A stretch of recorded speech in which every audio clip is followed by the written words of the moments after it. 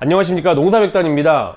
양파 마늘에 어떤 종류의 추비를 어떻게 줘야 할지 이번 시간에 한번 말해보는 기회를 갖도록 하겠습니다. 우리 같이 한번 기상청 데이터를 보도록 할게요. 기온도 보고 강수량도 볼 텐데 정리해서 말씀을 드리자면 어쨌건 평년보다는 조금 더 따뜻할 것으로 전망이 되고요. 강수량을 보자면은 3월부터는 조금 강수량이 많을 것으로 예상이 되지만 그 전에는 조금 가물 것으로 예상이 됩니다. 이것만 보더라도 물을 대주는 게 조금 제한적인 농가거나 농업용수 사용이 제한적인 농가분들께서는 가뭄의 저항성을 길러주는 물질들을 조금 투입을 하시던가 아니면 영양관리를 하시기 위해서 좀 속효적이고 용해도가 좋은 제품을 적용하셔야 된다는 것을 알 수 있을 거예요. 흔히들 웃거름으로 뭐 주시나요? 여기 뭐 포함되는 제품들이 있을까요? 아니면 뭐 다른 제품들이 있을까요? 보시면은 질소만 들어가 있는 요소, 그리고 NK는 질산 칼륨, 질산 가리가 아니죠. 질소와 칼륨을 벌크 블렌딩한 제품입니다. 쉽게 얘기해서 뭐 요소, 암모니아트 질소 등의 질소와 염화 칼륨을 섞어 놓은 제품을 NK라고 하죠. 그리고 NK 칼슘, 질산 칼륨과 질산 칼슘의 혼합이고요. 복합 비료에 칼슘과 황까지 들어가 있는 제품. 어떤 게 양파, 마늘, 백합과의 웃거름으로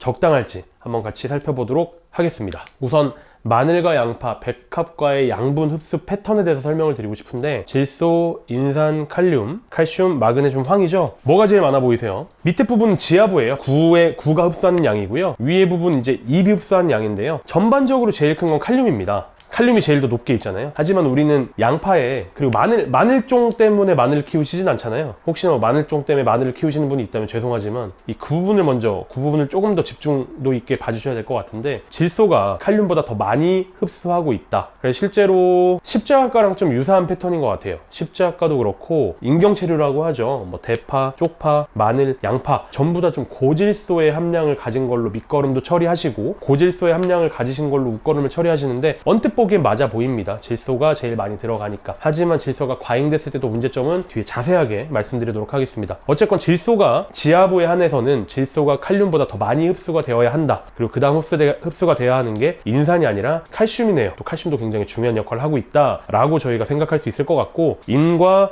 황 마찬가지로 굉장히 중요한 역할을 하고 있고 많이 흡수가 되고 있습니다. 그 다음 이제 고토 정도가 흡수가 잘 되고 있네요. 그리고 지상부, 지하부 설명은 이 부분을 보시면 조금 더 자세하게 나올 것 같은데, 일단 출현하기 전까지 양분 요구도는 지상부, 지하부 전부 다 굉장히 낮습니다. 이게 꺾어지는 폭이 굉장히 가팔라요. 그러니까 오히려 중기 그리고 후기에 양분을 정말 많이 흡수하고 초기, 잎이 출현하기 전, 후를 경계로는 양분을 그렇게 많이 흡수하지 못한다는 얘기인데요. 그 이유는 종자에 충분히 많은 에너지가 저장이 되어 있기 때문이에요. 쉽게 얘기해서 출현하고선 뭐 3엽기, 6엽기까지는 저장되어 있는 에너지로 충분히 잘 큰다. 물만 잘 대주면, 그리고 냉해 피해만 입지 않고 동해 피해만 입지 않으면 충분히 잘 큰다 라는 거 생각할 수 있을 것 같고, 구비대의 최성기 이때쯤이죠. 결국에 잎이 노화돼서 도복되는 시기와 굉장히 유사하게 맞물려져 있다. 하지만 잎이 노화돼서 도복되면 어떤 문제가 발생하죠? 증산작용이 잘 안 일어나게 되잖아요. 그러니까 그 전까지 좀 빠르게 흡수되는 형태의 양분이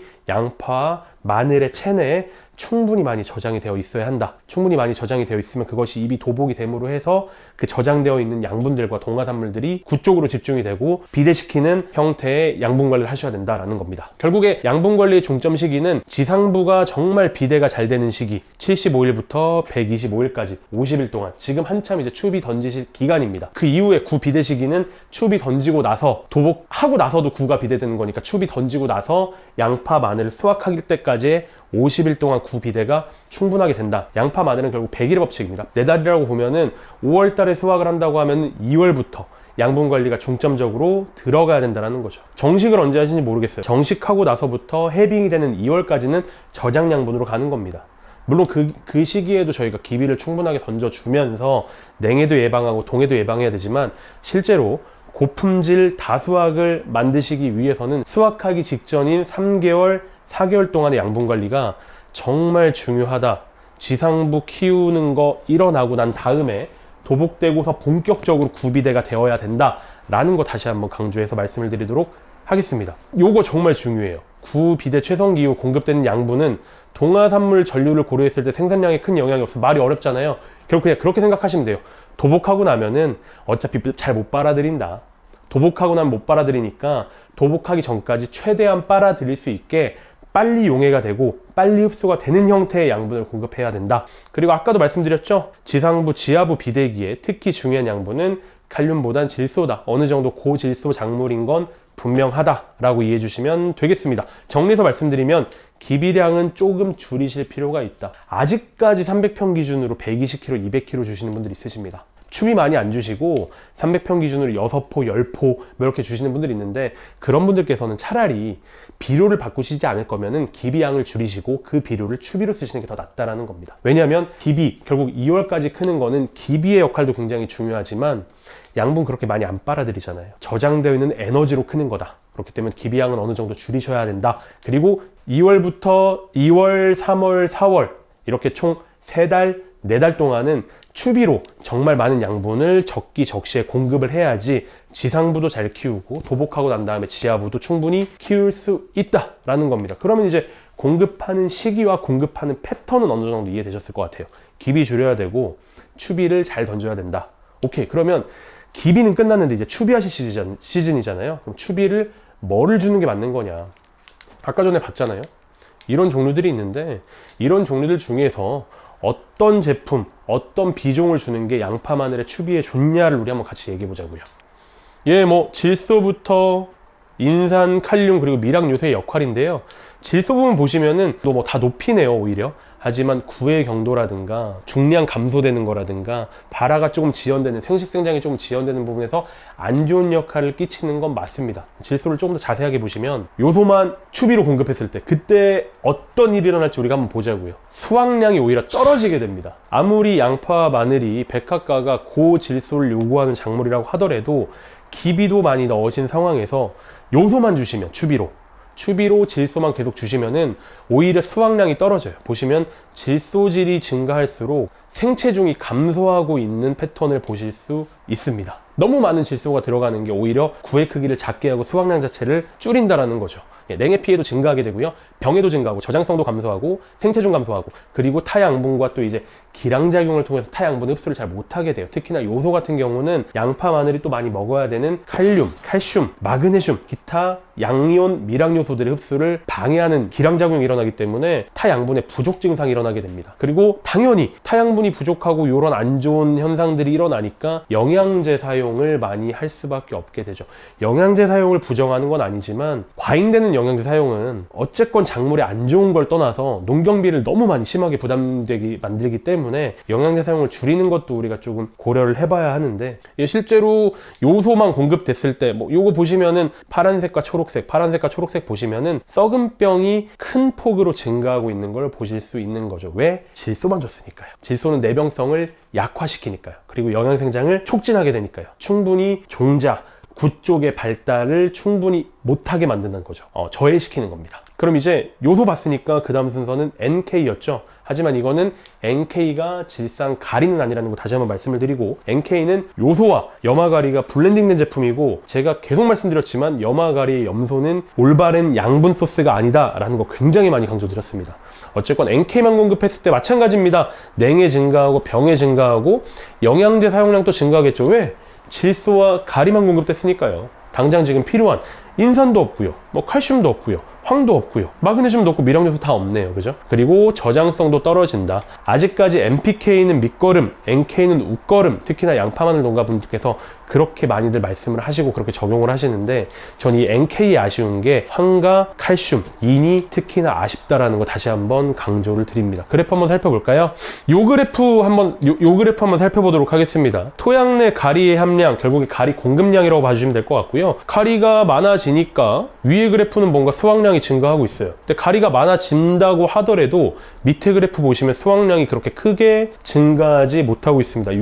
통계적으로 유의미한 편차를 만들어내지 못하고 있죠. 그럼 위 그래프와 밑에 그래프는 어떤 차이가 있을까 살펴보면, 위 그래프는 질소를 공급하고 있었다는 뜻이에요. 밑에 그래프는 질소를 공급하지 않고 가리만 공급한 겁니다. 질소와 가리 자체가 양파 마늘의 웃거름으로 괜찮은 소스라는 건 되는 거예요. 가리가 증가했을 때 질소도 같이 넣어주니까 수확량이 증가하고 있잖아요. 하지만 수확량이 증가한다고 해도 칼슘도 공급이 안 됐고 인산도 공급이 안 됐고 황도 충분하게 공급되지 못했으니까요. 그렇기 때문에 NK는 좋은 제품입니다. 좋은 비료 종류예요. 비료 종류지만 이런 문제점이 분명히 발생할 수 있고, 추가적으로 영양제 사용으로 인해서 농경비의 부담을 심화시킬 수 있다는 겁니다. 또 이제 NK 쪽에 염류장애를 제가 꼭 말씀을 드려야 되는데, 아까도 말씀드렸던 거예요. NK는 질산 가리가 아닙니다. 그러니까 암모니아트 질소와 염화가리와 벌크 블렌딩이 왜 염류장애를 초래하는지, 염류 집적도를 높이는지 한번 살펴보도록 하겠습니다. 양이온의 흡착도, 작물로 얼마나 잘 흡수가 안 되냐, 그 말은 결국에 염류 집적도가 얼마나 높냐라는 건데요. 상당히 높은 쪽에 지금 칼륨이 들어가 있죠. 칼륨이 잘 흡착이 돼서 염류 집적도를 높인다. 그리고 또 중요한 거, 아까 제가 요소태 질소, 암모니아트 질소가 NK에 들어있다고 했잖아요. 양이온의 침출도 중에 암모니아트 질소가 제일 낮습니다. 진짜 안 떨어진다라는 거예요. 칼륨도 낮은데 암모니아트 질소는 더 낮다. 암모니아트 질소와 칼륨 자체가 지금 정말 침출이 안 되고 땅에 잘 달라붙어 있어서 염류 집적도를 높이고 염류 장애를 유발한다. 예, 그리고 이런 문제 때문에 염화가리와 요소태 질소, 염화가리, 암모니아트 질소가 블렌딩된 이 NK 제품이 염류장애를 유발할 수 있다는 겁니다. 그리고 문제는 이런 제품들 또 많이 쓰세요. 이런 제품들을 너무 다량으로 쓰다 보니까 땅에 지금 화학성과 물리성이 안 좋아지고 있다는 거고요. 실제로 그래프 보시면은 수확량이 큰 차이 나는 거 보이시죠? 염소 때문이에요, 염소. 똑같이 칼륨이 들어간다고 하더라도 얘는 질산태 질소, 얘는 염소. 이 차이 때문에 수확량의 차이가 많다라는 겁니다. 그럼 이제 NK까지 봤고요. 요소와 NK까지 봤고, 이제 NK에 칼슘이 추가된 형태가 좋냐, NK가 아니라 NPK에 칼슘과 황이 추가된 형태의 비료가 좋냐, 또 한번 논의해 보도록 하겠습니다. NK 칼슘 시중에 정말 많거든요. 수확량이 조금 떨어질 수 있는 게 NK랑 칼슘만 있으니까 인이랑 황이 빠져 있잖아. 당연한 얘기죠. 타양분이 부족하니까 영양제 사용, 당연히 영양제 사용해서 인산과 황을 보충을 해줘야 되고, 그로 인해서 농경비 올라가면서 수확량 자체도 조금 떨어진다. NK 칼슘도 굉장히 좋은 형태의 제품입니다. 이거는 조금 아쉬운 점은 있습니다. 계속 누누이 말씀드리지만 꾸준하게 공급이 되어야 하는, 그리고 향미를 높여주는 인산과 황이 부족하기 때문이에요. 하지만 이거 자체로도 충분히 훌륭한 제품이고, 이걸 공급하는 거 충분히 훌륭한 방법입니다. 왜 훌륭한 방법인지 한번 다시 살펴보도록 하시죠. 칼슘이 많이 공급돼서 칼슘이 구에 많이 들어가 있으니까 곰팡이병 발생률이 굉장히 많이 떨어지고 있습니다. 그리고 칼슘이 적은 거랑 높은 거랑 비교를 해보면 저온일 때 동해 발생률이 굉장히 많이 떨어지고 있는 것을 보실 수 있습니다. 이렇게 되는 이유는 칼슘의 역할인 거죠.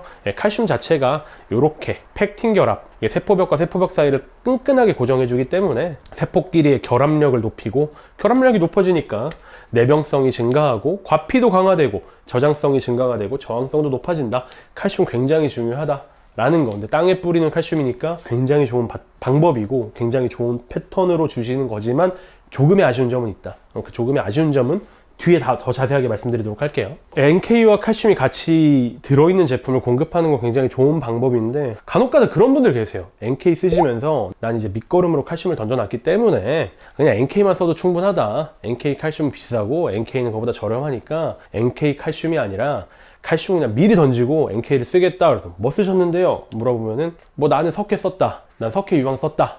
그러신 분들이 많으셔가지고 이 자료를 준비해 왔는데요. 그러니까 농업용으로 사용되는 칼슘들을 좀 조사를 해온 거고요. 그 흔히들 농가분들이 말씀하시는 석회 유황이라든가 석회 부분 보시면은 칼슘은 분명히 들어있지만 안 녹아요. 석회 같은 경우는 1kg의 칼슘을 녹이기 위해서 66,000리터의 물이 필요하다고 합니다. 안 녹는다는 거죠. 이렇게 안 녹는 제품 같은 경우는 칼슘을 줬다고 말씀하시면 안 되죠. 그러니까 분명하게 아셔야 되는 거는 석회, 생석회, 소석회, 석회 유황, 뭐 탄산 칼슘, 어떤 제품이건 간에, 뭐 폐화석 어떤 제품이건 간에 밑에 주시고 그리고 추가로 NK를 주신다고 해서 칼슘 함량을 다 맞출 수는 없다라는 겁니다. 맞는 패턴의 칼슘은 사실 이 질산칼슘과 염화칼슘이 되겠습니다. 질산칼슘과 염화칼슘은 칼슘이 들어있고 잘 녹으니까요. 그럼 돌아가서, 그럼 이 NK의 칼슘에 NK 플러스 칼슘인데, 이 칼슘의 형태가 질산칼슘이 좋을 거냐 염화칼슘이 좋을 거냐도 한번 구분해 보도록 할게요. NK 플러스 질산칼슘과 NK 플러스 염화칼슘 중에 뭐가 더 좋을까? 예, 답을 아실 거라고 생각을 합니다. 염화칼슘보다는 질산칼슘이 훨씬 더 마늘과 양파를 잘 키우는 데 도움을 주는 영양분일 거예요. 그렇기 때문에 NK 플러스 칼슘에서도 칼슘의 형태를 꼭 한번 따져보셨으면 좋겠다. 그럼 정리를 하자면 NK 플러스 칼슘은 굉장히 추천드릴 만한 제품입니다. 조금의 아쉬운 점은 있지만, 하지만 이 추천드릴 수 있는 제품은 어떤 형태여야 하냐면 NK 자체도 질산가리여야 해요. 염화가리보다는 질산가리가 좋았으니까요. 그리고 칼슘도 질산칼슘이어야 합니다. 그렇기 때문에 NK 칼슘이라고 적어놓긴 했지만, 이 NK 칼슘이 질산칼슘과 질산가리의 조합이 훨씬 더 좋다. 뭐보다 염화칼슘과 염화가리의 조합보다. 그거 꼭 한번 형태를 따져보셨으면 좋겠습니다. 그럼 조금 아쉬운 게 있다고 했는데 그 조금 아쉬운 게 바로 인산과 황이었단 말이에요. 인산 자체는 마늘 양파의 크기와 무게를 증가시켜서 수확량을 높입니다.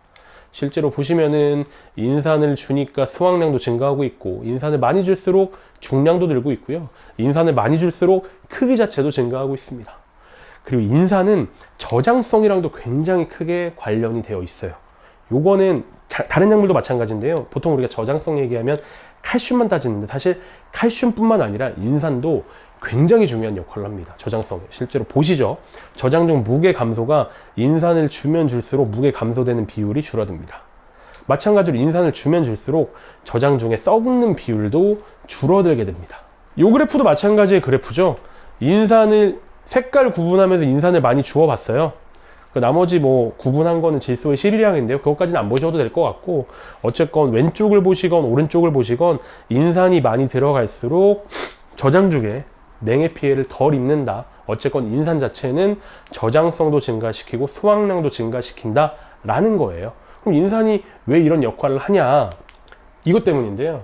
인산의 요구량을 조사해 봤습니다. 마늘 같은 경우 보시면은 17mg의 인산을 100g의 생체 중당 17mg의 인산을 요구하고 있다고 합니다. 자, 다른 작물들이랑 비교해 볼까요? 제일 높아요. 마늘이 인산을 이렇게 많이 선호하고 있대요. 근데 참 슬픈 친구들인데, 왜 슬픈 친구들이냐면 다 건조해 봤어요. 다 말려 봤어요. 말린 다음에 실제로 마늘 편에 인산이 얼마나 많이 들어있나 조사를 해봤는데 0.1%밖에 안 들어있대요. 요렇게 많이 요구하는데 요렇게밖에 안 들어있다는 겁니다. 다른 작물들 중에 제일 낮죠. 다른 작물들 중에 제일 많이 먹고 싶어 하는데 실제로 먹은 애는 다른 작물들 중에 제일 낮다라는 거예요. 먹은 게 적으니까 당연히 토양 내 인산이 이렇게 많이 남을 수밖에 없습니다. 인산을 먹고 싶어 하는데 충분한 양의 인산을 먹지 못하고 땅 속에 남겨놓고 자기 체내로는 받아들이지 못했다라는 거죠. 왜 그럴까요? 마늘과 양파의 뿌리를 보시면 알 수 있어요. 뿌리 작물이잖아요, 어쨌건. 그러니까 뿌리 발달이 그렇게 좋지 못하죠. 굉장히 청근성 작물이죠. 뿌리 발달이 좋지 못하기 때문에 땅에는 인산을 지금 충분하게 먹지 못하고 있다라는 겁니다. 그럼 이대로 가면 안 되죠. 인산을 이렇게 많이 먹고 싶어 하는데 많이 못 먹는 건 이 친구들이 뿌리가 빈약해서 그런 거니까, 이 빈약한 뿌리를 강화할 수 있고, 이 빈약한 뿌리임에도 불구하고 잘 흡수가 되는 형태의 인산을 공급할 필요가 있다라는 겁니다. 그럼 그런 형태의 인산은 뭐가 있을까? 바로 폴리인산이죠. 설명이 굉장히 방대합니다. 방대하지만 제가 편하게 설명드릴게요. 정인산과 폴리인산의 차이는 어쨌건 쪼개지면 정인산을 억지로 붙여놓은 겁니다. 억지로 붙여놨기 때문에 이 정인산 자체의 단점을 많이 보완해주고 있는데요. 가장 큰 단점 보완 중에 하나는 정인산은 이동을 진짜 못합니다. 위에 정인산, 표토에만 있고 심토 쪽으로 갈수록 함량이 줄어들고 있죠. 밑에 폴리인산, 표토와 심토에 균일하게 분포하고 있다. 이동성이 굉장히 좋다라는 겁니다. 마찬가지로 시간이 지날수록 토양의 인산이 어떻게 변하고 있나 살펴보시면 오히려 정인산은 증가하고 있어요. 왜 증가할까요? 불응화됐으니까요. 산성 토양이건 염기성 토양이건 지금 불응화가 됐으니까요. 하지만 폴리인산은 꾸준하게 줄고 있는 거 보이시죠? 시간이 경과할수록 줄고 있습니다. 주는 이유는 뭐 어디로 갔겠어요? 마늘 양파 속으로 들어갔겠죠. 그만큼 불응화가 되지 않는다라는 겁니다. 인의 중요한 역할에 대해 살펴봤으니까 이제 황의 중요한 역할에 대해 살펴보면 어쨌건 바로 저는 제일 중요한 게 이 향이랑 색이라고 생각을 합니다. 마찬가지로 크기도 증가하고요. 실제로 황 적게 줬을 때, 황 많이 줬을 때 구의 무게, 구중을 비교해보면 구중이 굉장히 크게 증가하는 걸 볼 수 있고요. 이건 저희가 직접 실험한 거예요. 황을 충분하게 준 마늘과 황이 부족하게 들어간 마늘, 엄밀하게 말하면 저희 제품을 쓴 쪽이랑 저희 제품을 안 쓴 쪽이겠죠. 황의 차이에 의해서 이런 식으로 향미와 색깔 발현이 굉장히 많이 차이가 나더라. 이렇게 된 이유는 알리신 때문인 거고요. 실제로 NK만 줬을 때, 그리고 복합비료 안에 칼슘과 황이 들어가 있는 형태의 저희 제품을 말하는 겁니다. 그걸 줬을 때 이렇게 초세 차이도 굉장히 많이 났고요. 이 초세 차이는 당연히 수확량의 차이로 이어지겠죠. 그리고 그림에서 잘 보이실지 모르겠지만 여기 이제 밀도 차이도 굉장히 많이 나고요. 저쪽에 이제 팁번이 온데인데 여기 팁번이 많이 안 오고 그러네요. 그렇기 때문에 제가 생각하는 올바른 패턴을 다시 한번 정리해서 말씀을 드리도록 하겠습니다. 양파 마늘은 출현 전후까지 키울 때 에너지가 그렇게 많이, 양분이 그렇게까지 많이 빨아먹지 못하고 저장된 양분으로 스스로 크기 때문에 기비양은 절감하시는 게 맞고요.